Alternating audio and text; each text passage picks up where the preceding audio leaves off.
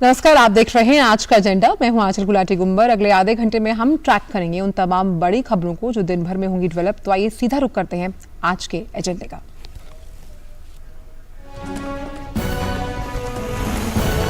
प्रधानमंत्री नरेंद्र मोदी जापान के पूर्व प्रधानमंत्री शिंजो आबे के अंतिम संस्कार में शामिल होने के लिए आज शाम टोक्यो के लिए होंगे रवाना। यात्रा के दौरान पीएम मोदी जापान के प्रधानमंत्री फुमियो किशिदा से भी करेंगे मुलाकात।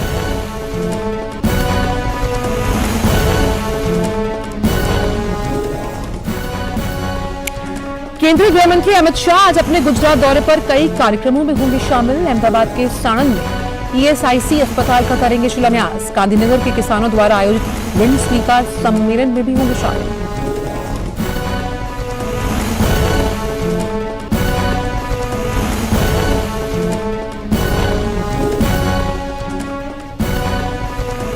राजस्थान में मुख्यमंत्री पद को लेकर कांग्रेस में अंदरूनी घमासान। आलाकमान की पसंद सचिन पायलट के खिलाफ लामबंद हुए गहलोत गुट के 92 विधायक। कांग्रेस के उठापटक पर भाजपा ने कसा तंज, कहा रुझान आने प्रारंभ। 2023 में जय भाजपा तय भाजपा।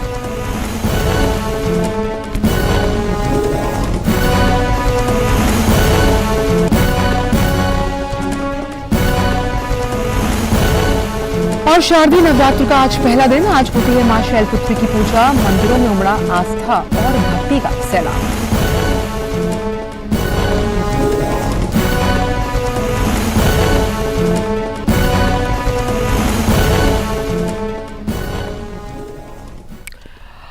और आइए रुक करते हैं पहले एजेंडे का। प्रधानमंत्री नरेंद्र मोदी जापान के पूर्व प्रधानमंत्री शिंजो आबे के अंतिम संस्कार में शामिल होने के लिए आज शाम टोक्यो के लिए रवाना होंगे। अपनी यात्रा में पीएम मोदी जापान के प्रधानमंत्री फुमियो किशिदा से भी मुलाकात करेंगे। कनाडा के प्रधानमंत्री जस्टिन ट्रूडो, ऑस्ट्रेलिया के प्रधानमंत्री एंथनी अल्बनीज, अमेरिका के उपराष्ट्रपति कमला हैरिस और सिंगापुर के प्रधानमंत्री ली सिएन लूंग समेत कई प्रमुख विश्व नेता शिंजो आबे के अंतिम संस्कार में शामिल होंगे। जापान के पूर्व प्रधानमंत्री शिंजो आबे की 8 जुलाई को नारा शहर में एक चुनावी सभा के दौरान भाषण देते हुए गोली मारकर हत्या कर दी गई थी। तो जापान के पूर्व प्रधानमंत्री शिंजो आबे का कल टोक्यो में अंतिम संस्कार होगा। प्रधानमंत्री नरेंद्र मोदी समेत 217 देशों के प्रतिनिधि अंतिम संस्कार में शामिल होंगे। आइए देखते हैं टोक्यो से हमारे संवाददाता रवि धीमान की ये खास रिपोर्ट। मंगलवार 27 सितंबर को जापान के पूर्व प्रधानमंत्री शिंजो आबे का स्टेट फ्यूनरल टोक्यो में इस जगह जो कि निप्पॉन बुदोकान कहलाया जाता है वहां पर होगा। भारतीय प्रधानमंत्री नरेंद्र मोदी मंगलवार को जापान पहुंचेंगे और शिंजो आबे के स्टेट फ्यूनरल में शिरकत करेंगे। शिंजो आबे और प्रधानमंत्री की गहरी दोस्ती थी और भारत और जापान के जो संबंध हैं उनको प्रधानमंत्री नरेंद्र मोदी और जापान के पूर्व प्रधानमंत्री शिंजो आबे की दोस्ती से काफ़ी मदद मिली थी। जो रिश्ते हैं वो और प्रगाढ़ हुए थे। शिंजो आबे के स्टेट फ्यूनरल में करीब 217 देशों से जो नेता हैं वो यहाँ पर आएंगे और इस निप्पॉन बुदोकान में करीब 6000 लोग उनका स्टेट फ्यूनरल अटेंड करेंगे। भारत के प्रधानमंत्री नरेंद्र मोदी भी मंगलवार को जापान में होंगे, टोक्यो में होंगे और स्टेट फ्यूनरल में शामिल होंगे। इसके बाद जापान के प्रधानमंत्री फुमियो किशिदा कई देशों के नेताओं के साथ बैठक करेंगे और शाम को यूएस की वाइस प्रेसिडेंट कमला हैरिस के साथ उनकी डिनर पे मुलाकात भी होगी। इस पूरे इलाके को मंगलवार को ऑफ लिमिट्स रखा गया है जनता के लिए। यहाँ पर पुलिस का बंदोबस्त काफ़ी ज़्यादा होगा क्योंकि दुनिया के कई वीआईपी यहाँ पर होंगे, डिग्नेटरीज यहाँ पर होंगे और ऐसे में चाक चौबंद सुरक्षा की व्यवस्था टोक्यो पुलिस के जिम्मे होगी। कैमरामैन प्रवीण जौहर के साथ Ravi Dhiman, TD news, Tokyo.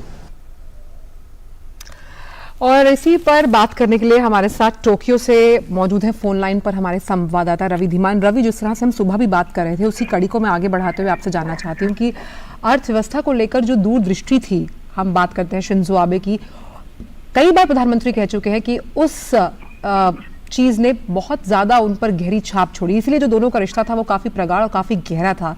आज जिस तरह से प्रधानमंत्री रवाना होंगे जापान के लिए, ये उसी को दर्शाता है। बिल्कुल, प्रधानमंत्री का जापान में आना स्टेट फ्यूनरल के लिए, जहां पर कई देशों के नेता आ रहे हैं, कम से कम ये जरूर दर्शाता है कि भारत की नजरों में शिंजो आबे भारत के बहुत अच्छे दोस्त थे। जो शिंजो आबे की लेगेसी है उसको भारत संजो कर रखना चाहता है, उसको उसी जिस पथ पर प्रधानमंत्री नरेंद्र मोदी और पूर्व प्रधानमंत्री शिंजो आबे चले थे, उस कारवां को आगे बढ़ाए रखना चाहता है। और ऐसे में प्रधानमंत्री यहाँ पर आकर एक साथ कई संदेश जापान की जनता को, भारत की आवाम को दे रहे हैं कि भारत जापान दोस्ती लगातार और प्रगाढ़ और सुदृढ़ और मजबूत होती रहेगी।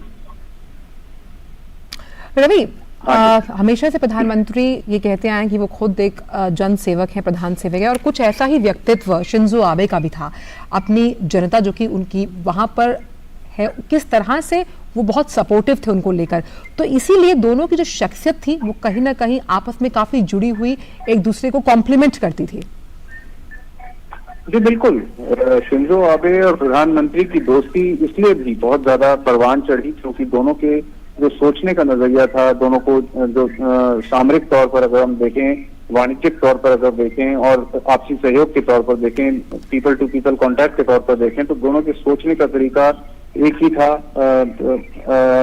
अगर आप देखें कि किस तरह से इंडो पैसिफिक को सेफ और सिक्योर करने के लिए क्वाड की स्थापना में शिंजो आबे की एक अहम भूमिका मानी जाती है, और प्रधानमंत्री नरेंद्र मोदी ने हमेशा इस जो उनकी तरफ दोस्ती का हाथ बढ़ा था, और 2 कदम और बढ़कर जो दोस्ती है, अच्छे रिश्ते हैं, उनको और मजबूत करने की अपनी तरफ से कोई कौर कसर नहीं छोड़ी थी। और शायद इसलिए जापान में भी लोग मानते हैं कि भारत जापान का एक बहुत बेहतर मित्र है और आने वाले दिनों में आपसी सहयोग की और कई ज्यादा संभावनाएं हैं जिनको दोनों देश जरूर तलाशना चाहेंगे। और बिल्कुल इसी का जिक्र लगातार प्रधानमंत्री कई मंचों पर कर चुके हैं कि अब जो रिश्ते हैं वो और आगे ज्यादा जाएंगे। जब हम फुमियो किशिदा की बात करते हैं, कैसे जो एक लेगेसी चली आ रही थी शिंजो आबे के साथ, उसको अब आगे बढ़ाने का काम फुमियो किशिदा करेंगे। बिल्कुल बिल्कुल, फुमियो किशिदा के साथ भी प्रधानमंत्री की बातचीत और प्रधानमंत्री के जो अंडरस्टैंडिंग है, जिसे हम कहते हैं, जो आपसी रैपो है, वो बहुत बढ़िया है। और कहीं ना कहीं जो लेगेसी, जो बुनियाद शिंजो आबे और प्रधानमंत्री की दोस्ती से बनी है, उस बुनियाद पर एक बहुत बुलंद इमारत आपसी सहयोग की, दोस्ती की और आपसी वाणिज्य की खड़ी करने की जो प्रक्रिया है, वो प्रधानमंत्री के दौर में शुरू हुई है और अभी बदस्तूर आगे बढ़ रही है। जी, बहुत बहुत शुक्रिया रवि, इन तमाम जानकारियों को हमसे साझा करने के लिए। हम जानते हैं कि आज शाम प्रधानमंत्री टोक्यो के लिए रवाना होंगे और इससे जुड़ी तमाम पल पल की अपडेट्स हम आपको देते रहेंगे। रुक करते हैं अगली खबर का। केंद्रीय गृहमंत्री अमित शाह गुजरात के दौरे पर हैं। गृहमंत्री गुजरात में विभिन्न विकास कार्यों का उद्घाटन करेंगे। अमित शाह आज साणंद में ईएसआईसी अस्पताल का शिलान्यास करेंगे। इसके साथ ही गृहमंत्री गांधीनगर के किसानों द्वारा आयोजित ऋण स्वीकार सम्मेलन में भी शामिल होंगे। गृहमंत्री साइंस सिटी के पास ओडा द्वारा निर्मित भाडज ओवरब्रिज का उद्घाटन करेंगे। अमित शाह विरोचा नगर प्राथमिक स्वास्थ्य केंद्र और ओडा द्वारा निर्मित मिलन केंद्र समाजवाड़ी का भी उद्घाटन करेंगे। अमित शाह पौराणिक मंदिर मेलडी माता जी के दर्शन भी करेंगे। शाम को वे अहमदाबाद में एएमसी द्वारा नवनिर्मित साउथ वेस्ट जोन कार्यालय का भी उद्घाटन करेंगे। और गृहमंत्री के इसी कार्यक्रम पर ज्यादा जानकारी के साथ देवसी हमारे साथ अहमदाबाद से जुड़े हुए हैं। देवसी, आज काफी अहम कार्यक्रम है अगर हम बात करें गृहमंत्री अमित शाह को लेकर, जहां वो एक तरफ इन सभी कार्यक्रमों में शिरकत करेंगे, साथ ही साथ मंदिर के दर्शन भी। बिल्कुल अंचल, गृहमंत्री का जो 2 दिन का कार्यक्रम है वो पूरा एकदम बिजी शेड्यूल है। वो 2 दिन में कम से कम 13 कार्यक्रमों में उपस्थित रहेंगे जो ऑफिशियल अभी अनाउंस हुए हैं। बाकी भी 1-2 कार्यक्रम हो सकते हैं। आज उन्होंने जो कार्यक्रम की शुरुआत जो है वो यहाँ से भाडज ओवरब्रिज से की है। यहाँ अहमदाबाद साइंस सिटी के पास एक बहुत बड़ा जंक्शन था और यहाँ पे ट्रैफिक की समस्या थी। ये गांधीनगर लोकसभा विस्तार में ही आता है। तो यहाँ उन्होंने ओवरब्रिज का लोकार्पण किया है। 73 करोड़ से ये ओवरब्रिज बना है और ये इस एरिया के और जो खास करके सौराष्ट्र से गांधीनगर जा रहे हैं लोग, उनके लिए बहुत अहम कदम है। साथ ही साथ गृह मंत्री के मंदिर दर्शन के भी 1-2 कार्यक्रम है। वो साणंद जेआईडीसी में भी जाएंगे। वहां पे ईएसआईसी की जो हॉस्पिटल है उनका भी खातमुहूर्त करेंगे। एक बहुत महत्वपूर्ण प्रोग्राम आज जो है वो एपीएमसी बावड़ा में आयोजित हो रहे हैं अंचल, जिसमें नलकांठा जो एरिया है जहाँ के किसान है, खेड़ा डिस्ट्रिक्ट और गांधीनगर डिस्ट्रिक्ट के जो किसान है, उन्होंने कार्यक्रम आयोजित किया है जिसका नाम है ऋण स्वीकार कार्यक्रम। ऋण स्वीकार इसलिए क्योंकि ये जो सारे गांव थे वो नर्मदा कमांड एरिया में नहीं थे, डी कमांड किए गए थे। तो नर्मदा की जो नहर है उनसे को पानी देने के लिए गृह मंत्री जी ने राज्य सरकार से विनती की थी और राज्य सरकार ने सितंबर में डिसीजन किया। तो ये जो किसान है वो भी गृह मंत्री जी का अभिवादन करेंगे और बाकी कल भी बहुत सारे कार्यक्रम यहाँ चलेंगे। जहां किसानों को संबोधित करने का भी कार्यक्रम है देवेशी, उस लिहाज से हम मान सकते हैं कि कैसे स्वास्थ्य के क्षेत्र में भी बहुत महत्वपूर्ण कार्यक्रम है, वहीं किसानों का जो ऋण स्वीकार है किस तरह से वहां पर वो संवाद को स्थापित करेंगे, ये देखने वाली बात होगी। बिल्कुल आंचल, क्योंकि किसानों का जो सवाल है बहुत टाइम से ये था और इन लोगों का भी भावना थी कि हमें भी नर्मदा का पानी मिले, तो ये गृह मंत्री जी ने ही इनिशिएटिव लिया और उन्होंने इस कमांड एरिया में उसको शामिल किया है। तो लगभग 153 ये जो 164 गांव के जो किसान हैं वो सब गृह मंत्री जी का ऋण स्वीकार करने वाले हैं। साथ ही साथ स्वास्थ्य की अगर बात करें तो अहमदाबाद में भी ये अहमदाबाद जिले में भी एक स्वास्थ्य केंद्र का वो उद्घाटन करेंगे। ESIC की जो हॉस्पिटल है सानंद GIDC में, तो मान सकते हैं, हम मान सकते हैं देवेशी की काफी अहम ये दौरा रहने वाला है, जहां पर हम उच्च स्वास्थ्य सेवाओं की बात कर रहे हैं, वहां वो किसानों से भी बात करेंगे और अध्यात्म को लेकर भी वहां मंदिर में दर्शन करने जाएंगे। बहुत बहुत शुक्रिया देवेशी, आपसे आगे भी इस पूरे कार्यक्रम पर हम अपडेट्स लेते रहेंगे। तो ये तो बात की हमने अहमदाबाद की, अब अहमदाबाद के बाद आपको सीधे लिए चलते हैं राजस्थान, जहां कांग्रेस के बीच कुछ ठीक नहीं है। राजस्थान मुख्यमंत्री अशोक गहलोत के कांग्रेस अध्यक्ष पद के लिए नामांकन भरने की तैयारी है। उनकी जगह मुख्यमंत्री के रूप में हाईकमान की संसद जो पसंद है वो सचिन पायलट है, लेकिन गहलोत गुट पायलट के नाम पर नाराज हो गया। विधायक दल की बैठक से पहले ही गहलोत गुट के करीब 90 विधायक अपना इस्तीफा देने विधानसभा अध्यक्ष डॉक्टर CP जोशी के घर पहुंच गए। खाद्य आपूर्ति मंत्री प्रताप सिंह खाचरियावास ने दावा किया कि उनके पास 92 विधायक हैं और उनकी एक ही मांग है कि बगावत करने वाले लोगों में किसी को भी मुख्यमंत्री नहीं बनाया जाए। हालांकि अब यह खबर आ रही है कि आगामी 19 अक्टूबर तक राज्य में कांग्रेस विधायक दल की बैठक नहीं होगी। अब यह बैठक कांग्रेस अध्यक्ष चुनाव परिणाम आने के बाद ही होगी। खून पसीना बहा देंगे, जान दे देंगे अपनी, लेकिन एक परिवार में क्या 100 से ज्यादा MLA, डेमोक्रेसी में तो संख्या बल के आधार पर फैसले होते हैं। वो कह रहे हैं हमारी भावना सुनो। गहलोत साहब ने कहा मैं तुम्हारा अभिभावक हूं, वो भी हमारी भावना सुने, सोनिया गांधी जी, राहुल गांधी जी और पार्टी आलाकमान भावना। इसलिए मैं खुद खड़गे साहब और माकन साहब से मिलकर आया। मैं कहा डोटासरा जी आप चलो, उन्होंने बात की फोन में, वो जान ही नहीं दे रहे किसी को। बोले साहब अध्यक्ष जी क्या चलो, हम इस्तीफा दे देंगे लेकिन हमारी बात सुनो। लोकतंत्र में जब चुनाव होता है तो फैसला वोट की गिनती से होता है, तो वोट की गिनती से फैसला कर लो। और इसी पूरी बड़ी खबर पर बात करने के लिए धर्मेश भारती हमारे साथ जयपुर से जुड़े हुए हैं। धर्मेश, जब भी कभी पायलट साहब अपने प्लेन को लैंड करने की कोशिश करते हैं कई रोड़े अटका दिए जाते हैं, इस बार भी कुछ ऐसा ही होने की उम्मीद नजर आ रही है।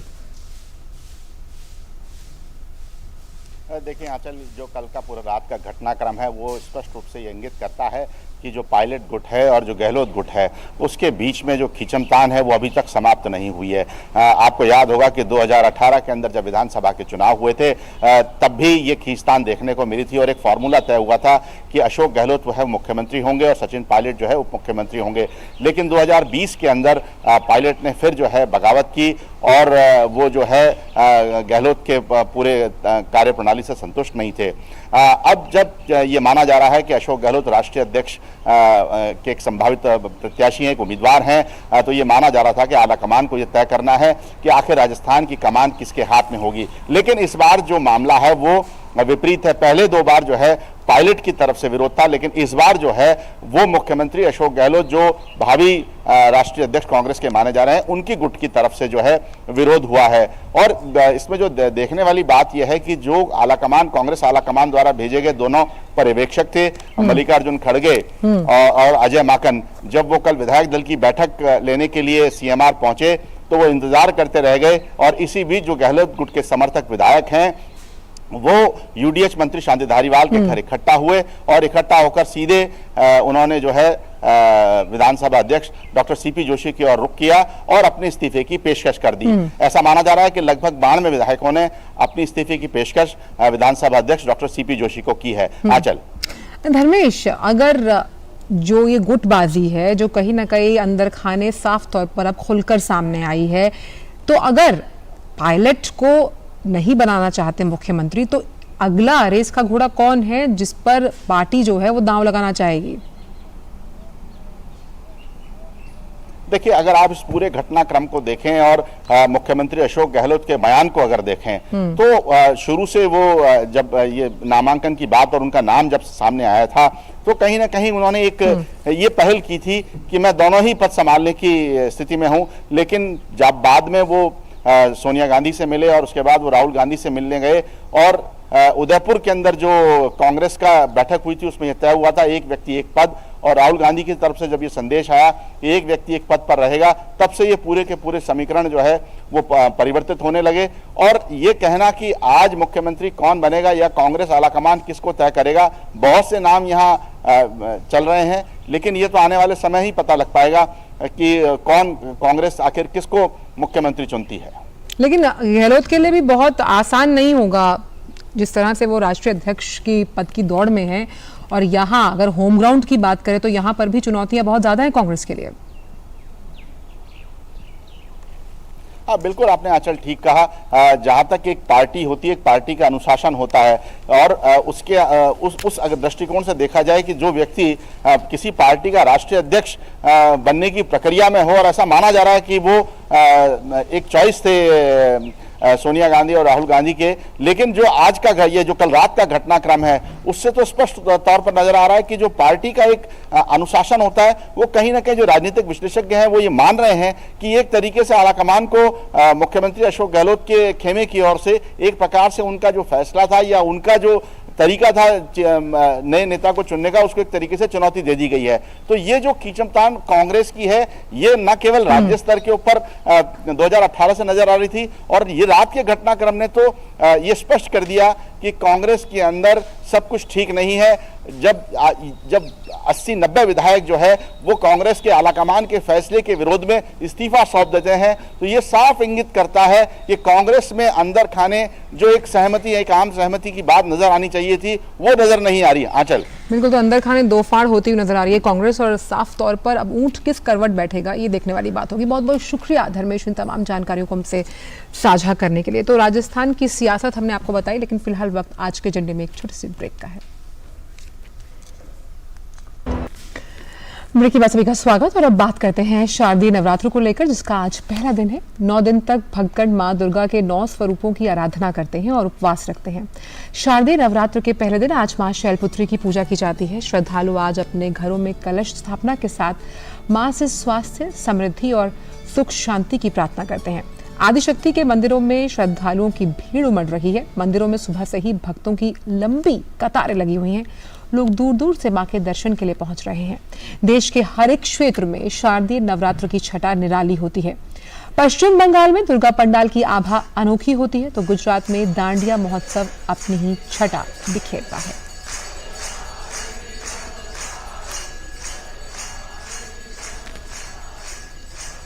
और प्रधानमंत्री नरेंद्र मोदी ने नवरात्रि की शुभकामनाएं दी हैं। अपने ट्वीट में प्रधानमंत्री ने कहा, शक्ति की उपासना के महापर्व नवरात्रि के उपलक्ष्य में आप सभी को बहुत बहुत शुभकामनाएं। आस्था और विश्वास का ये पावन अवसर हर किसी के जीवन में नई ऊर्जा और नए उत्साह का संचार करे। जय माता दी। और हमारे संवाददाता गिरीश निशाना इस वक्त झंडेवालान मंदिर से बने हुए हैं। गिरीश, आपकी वजह से ही हम यहाँ आध्यात्म के सागर में डुबकियां लगा रहे हैं। किस तरह से, अब तो 10 बजने का समय है, भक्त किस तरह से श्रद्धा सुमन अर्पित कर रहे हैं मां के चरणों में? देखिए आंचल, सुबह 4 बजे से ही मंदिरों के अंदर जो भक्तों का तांता लगा हुआ है, श्रद्धालु सुबह से ही मंदिरों के अंदर पहुंच रहे हैं। मेरे कैमरामैन आनंद कुमार से कहूँगा कि वे देर से दिखाएं जहां माता के दर्शन सीधे हमारे जो दर्शक हैं वो कर सकें। मां झंडेवालान के सीधे दर्शन यहां पर हो पा रहे हैं। और किस तरह का आज का महत्व है आज के दिन पर, इसका ज़्यादा बात करने के लिए हमारे साथ मौजूद हैं झंडेवालान मंदिर के पुजारी। सर, आज के दिन का क्या महत्व है? पहला नवरात्र का जो है प्रथम दिवस आज जो है शैलपुत्री के नाम से पूजा की जाती है। विशेष तो ये है कि जो हिमालय के पुत्री जो है इसको माना गया है। पर्वतराज हिमालय के घर में जन्म लेने से इनका नाम जो है शैलपुत्री पड़ा। यहाँ पे पर्वत से जो है, जो शैल जो है वो पर्वत से लिया गया है, इसलिए इनका नाम जो है शैलपुत्री है। आज के दिन क्या क्या किया जाता है? देखो, सर्वप्रथम जो है आज दूध का भी जो है भोग लगाया जाता है। उससे मानव का जो है, जो भक्त हैं उनका जो है मस्तिष्क जो है शीतल रहता है और उनका जो है मन और दिमाग जो है अति शुभ रहता है। मंदिर में सुबह से कितनी संख्या में यहाँ श्रद्धालु पहुँच रहे हैं, किस तरह का उत्साह देखने को मिल रहा है? देखो, ये तो कई सालों से यहाँ पे नवरात्रि चलते हैं। शारदीय नवरात्र और वासंतिक नवरात्र यहाँ पे बड़े धूमधाम से मनाए जाते हैं और ये भीड़ जो है हमें कई सालों से ऐसी ही दिखती है। इसमें कोई वो नहीं है, कमी नहीं है, इसमें बढ़ती जाती है। बीच में जो है कोरोना काल में थोड़ा सा भीड़ कम हो गई थी, फिर जो है वही उत्साह आज भी वही है जो आज से 10 साल पहले। गिरीश, हम इनसे जानना चाहेंगे कि कोविड काल के बाद किस तरह से उत्साह का माहौल है। हाँ, हम ये जानना चाहेंगे उनसे कि कोविड काल के बाद अगर देखा जाए किस तरह से पूजा पद्धति में कुछ बदलाव किए गए हैं। जिस तरह से हम सुबह भी बता रहे थे कि जो प्रसाद है उसे ले जाने से मना किया गया है, क्या अभी भी वो प्रणाली जो है उसी तरह से स्थापित की गई है इस साल भी? जी, लॉकडाउन के अंदर प्रसाद पूरी तरह से प्रतिबंध था। अब किस तरह से क्या श्रद्धालु प्रसाद लेकर आ रहे हैं? अभी भी देखो, वैसे तो जो है माँ को जो है प्रॉपर प्रसाद तो चढ़ नहीं रहा है, मगर जो श्रद्धा से जो है जो भी भक्त जो है जिस तरह से धनराशि अपना डालना चाहे तो वो जो है गुल्लक में जो है सेवा कर सकते हैं और चढ़ा ही रहे लोग। अभी भी जो है उसके नाम से, जैसे थाली पहले बाहर से जो थाली आती थी वो बिल्कुल अभी जो है उस पर प्रतिबंध लगाया गया है। जो श्रद्धालु आ रहे हैं उनको प्रसाद मिलेगा जो जाते वक्त? देखो, जाते समय तो उनको प्रसाद तो बाहर जो हमारा एग्जिट पोल जो दरवाज़ा है जहाँ से बाहर ये सारे भक्त लोग निकल रहे हैं। गिरीश, हम ये भी जानना चाहेंगे कि दिन में कितनी बार माँ का श्रृंगार किया जाता है? गिरीश, हम इनसे जानना चाहेंगे कि दिन में माँ का श्रृंगार कितनी बार किया जाता है और दिन में मंदिर किस समय बंद होता है, दोबारा शाम को कितने बजे खुलता है? नवरात्र की बात की जाए तो माँ का श्रृंगार कितनी बार किया जाता है दिन के अंदर, और मंदिर का क्या कपाट बंद करने का समय भी है? सुबह जो है 4 बजे जो है माता की जो है श्रृंगार आरती जो होती है वो 4 बजे होती है और बीच में जो है कपाट बंद का कोई वो नहीं है, प्रावधान नहीं है। रात्रि में जब जो है सायंकालीन जो है हमारा दूसरा जब दूसरा श्रृंगार किया जाता है तो सायंकालीन श्रृंगार में उसका जो है साड़ी जो है उनकी चेंज होती है। 2 बार होता है? जी हाँ, 2 बार किया जाता है नवरात्र में। वैसे जो है यहाँ पे 5 बार आरती का विधान है होने वाला मंदिर में, परंतु यहाँ पे जो है इस टाइम में नवरात्र में जो है सिर्फ 2 टाइम ही जो है श्रृंगार किया जाता है। 5 बार का श्रृंगार करने का है, लेकिन इस समय क्योंकि नवरात्र चल रहे हैं ऐसे में 2 समय ही श्रृंगार किया जा रहा है और श्रद्धालुओं के उत्साह में कोई कमी नहीं है। एक बार मैं अपने कैमरा सहयोगी आनंद कुमार से कहूँगा वे देर से दिखाएं, क्योंकि करीब 10 बजे का समय हो चुका है और अभी भी लंबी लंबी कतारें लगी हुई हैं। करीब सुबह 4 बजे से यही सिलसिला लगातार जारी है। श्रद्धालुओं के उत्साह में कोई कमी नहीं है। यही आलम केवल झंडे वाले गिरीश, एक चीज और जानना चाहती हूँ क्योंकि हम ये जानते हैं वहाँ पर इसी तरह की भीड़ देखने को मिल रही है। गिरीश, बहुत संक्षिप्त में क्योंकि समय मेरे पास कम है, क्योंकि अब तो हम ऑनलाइन, मैंने देखा है कि ऑनलाइन भी माँ के दर्शन कर सकते हैं। इंस्टाग्राम पर आप देखिए कि मंदिर से लगातार लाइव दर्शन आते हैं, आप फेसबुक नोटिफिकेशन से भी दर्शन कर सकते हैं। इस तरह की व्यवस्था भी मंदिर प्रशासन द्वारा की गई है? जी बिल्कुल, इस बार मंदिर प्रशासन ने खास तौर पर ऑनलाइन बुकिंग भी आरंभ की है।